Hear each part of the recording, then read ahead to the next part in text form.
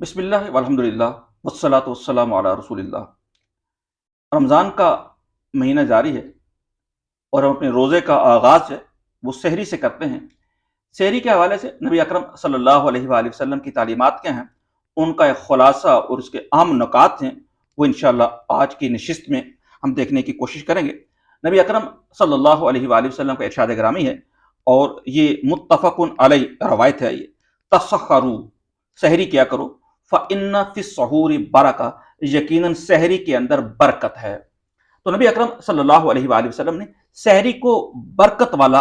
کھانا قرار دیا ہے، تو سحری کو ہمیں چھوڑنا نہیں چاہیے۔ نبی اکرم صلی اللہ علیہ وآلہ وسلم کا ایک اور ارشاد گرامی کا مفہوم ہے کہ ہمارے اور اہل کتاب کے روزوں میں سحری کا فرق ہے۔ اہل کتاب سحری نہیں کیا کرتے تھے، لہٰذا تم سحری ضرور کیا کرو۔ ایک اور حدیث مبارکہ میں نبی اکرم صلی اللہ علیہ وآلہ وسلم نے ارشاد فرمایا کہ اللہ تعالیٰ اور اس کے فرشتے سحری کھانے والوں کے اوپر اپنی رحمت نازل کرتے ہیں۔ یہ بڑی عجیب بات ہے، سحری کا فائدہ مجھے ہے، سحری سے مجھے فائدہ حاصل ہوگا، لیکن اللہ تعالیٰ اس پر برکتیں بھی نازل فرماتے ہیں۔ تو اگر ہم تھوڑی سی اپنی نیت کو بدل لیں کہ سحری کھانا نبی اکرم صلی اللہ علیہ وآلہ وسلم کی سنت ہے، آپ صلی اللہ علیہ وسلم کی تعلیم ہے، تو یہ سحری کھانا بھی ہمارے لیے اجر و ثواب کا ذریعہ بن جائے گا۔ نبی اکرم صلی اللہ علیہ وآلہ وسلم اگر کسی صحابی کو سحری پہ بلاتے، اسے کہا کرتے تھے کہ آؤ اور برکت والے کھانے میں ہمارے ساتھ شریک ہو جاؤ۔ ایک اور حدیث مبارکہ ہے، ایک صحابی رضی اللہ تعالیٰ عنہ ارشاد فرماتے ہیں کہ میں نبی اکرم صلی اللہ علیہ وآلہ وسلم کے پاس جب حاضر ہوا تو اتفاق سے سحری کا وقت تھا اور آپ صلی اللہ علیہ وآلہ وسلم سحری تناول فرما رہے تھے، تو آپ صلی اللہ علیہ وآلہ وسلم نے مجھے بھی کہا کہ آؤ ساتھ شامل ہو جاؤ، اس لیے کہ سحری برکت والا کھانا ہے۔ ایک اور حدیث مبارکہ کے اندر نبی اکرم صلی اللہ علیہ وآلہ وسلم نے ارشاد فرمایا کہ تین چیزیں برکت والی ہیں، نمبر ایک جماعت، نمبر دو سریعت کا کھانا، اور نمبر تین سحری کا کھانا۔ یعنی یہ تین چیزیں جو ہیں یہ انسان کے لیے برکت کا ذریعہ ہیں۔ ایک اور حدیث مبارکہ میں نبی اکرم صلی اللہ علیہ وآلہ وسلم نے ارشاد فرمایا تم سحری کھا کے روزے پر قوت حاصل کرو اور دوپہر کو قیلولہ کر کے آخری شب میں اٹھنے پر مدد حاصل کرو۔ وہ سحری کھانے سے انسان کے جسم کے اندر وہ قوت اور توانائی حاصل ہوگی کہ انسان کے اوپر نکاہت اور کمزوری غالب نہیں ہوگی، اور وہ اپنے فرائض منصبی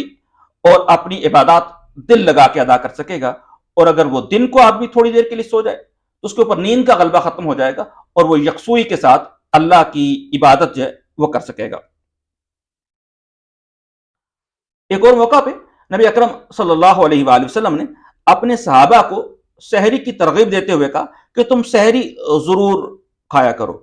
چاہے وہ کھجور کا ایک ٹکڑا یا پانی کا ایک گھونٹ ہی کیوں نہ ہو۔ حدیث مبارکہ کے اندر آتا ہے کہ نبی اکرم صلی اللہ علیہ وآلہ وسلم اپنے سحری جو ہے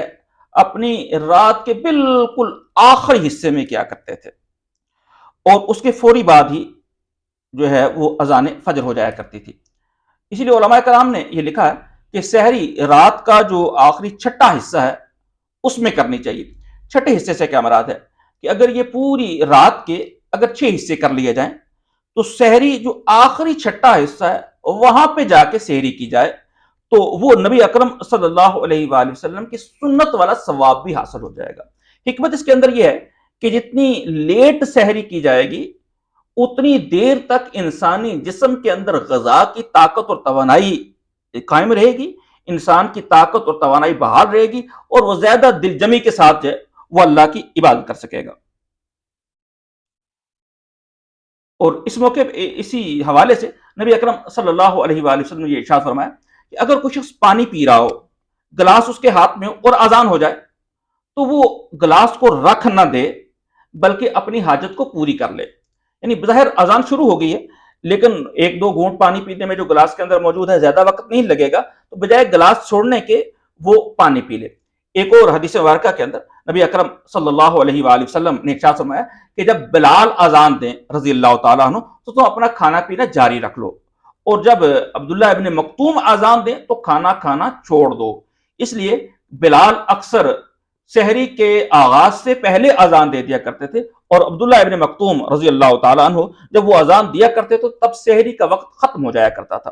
آج کل بہت آسانی ہے، ہمارے پاس کیلنڈر موجود ہیں، دائمی نقشہ اوقات نماز ہے وہ موجود ہے، وہاں پہ سحری کا وقت نوٹ کیا جائے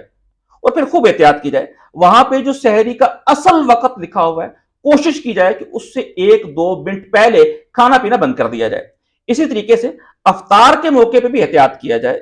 کہ جو وہ افطار کا وقت وہاں پہ لکھا ہوا ہے اس سے 1-8 منٹ کی تو تاخیر ضرور کر لی جائے۔ اس کی وجہ یہ ہوتی ہے کہ آج کے جدید دور کے اندر بھی کئی جگہوں پہ یہ مشاہدہ کرنے کا موقع ملا ہے کہ مسجد کی گھڑیوں کے اندر بھی 1-2 منٹ کے ٹائم کا فرق رہ جاتا ہے، موبائلوں کے اوپر 1-2 منٹ کا فرق رہ جاتا ہے، تو احتیاطاً 1-8 منٹ اگر تاخیر کر لی جائے تو یہ اس زمرے میں نہیں آئے گا کہ روزے کو تاخیر سے افطار جو ہے وہ نہیں کرنا چاہیے۔ تو یہ تھی وہ ہدایات جو نبی اکرم صلی اللہ علیہ وآلہ وسلم نے سحری کے حوالے سے ہمارے سامنے رکھی ہیں۔ تو اللہ تعالیٰ ہمیں نبی اکرم صلی اللہ علیہ وآلہ وسلم کی تعلیمات اور سنت کے مطابق سحری کا اہتمام کرنے کی توفیق نصیب فرمائے۔ ایک آخری بات، عام طور پہ خواتین یہ سوچتی ہیں کہ وہ تو سحری کے اہتمام کے اندر لگ جاتی ہیں تو انہیں نوافل کا وقت نہیں ملتا، عبادات کا وقت نہیں لگتا۔ تو نبی اکرم صلی اللہ علیہ وآلہ وسلم کے ارشاد گرامی کا ایک مفہوم جو میرے ذہن میں یاد پڑ رہا ہے وہ یہ ہے کہ آپ صلی اللہ علیہ وآلہ وسلم نے ارشاد فرمایا کہ عورتیں جو سحری پکاتی ہیں تو ان کو عبادت کرنے ہی کا ثواب ملتا ہے، لہٰذا عورتوں کو یہ نہیں سمجھنا چاہیے کہ ہم سحری کے اندر جو ہے وہ مشغول ہیں انتظامات کے اندر تو شاید ہم ثواب سے معروم ہو، نہیں، بلکہ ان کا ثواب پکا اور مستند ہے۔ انہیں یہ یقین اور اعتماد کے ساتھ ہے وہ سحری تیار کرنی چاہیے کہ اس عمل پر بھی ان کو اجر و ثواب ملے گا۔ اللہ تعالی ہمیں ان تمام آداب کے ساتھ جو ہے وہ سحری کا اہتمام کرنے کی توفیق نصیب فرمائے۔ وآخر دعوانا ان الحمد للہ رب العالمین۔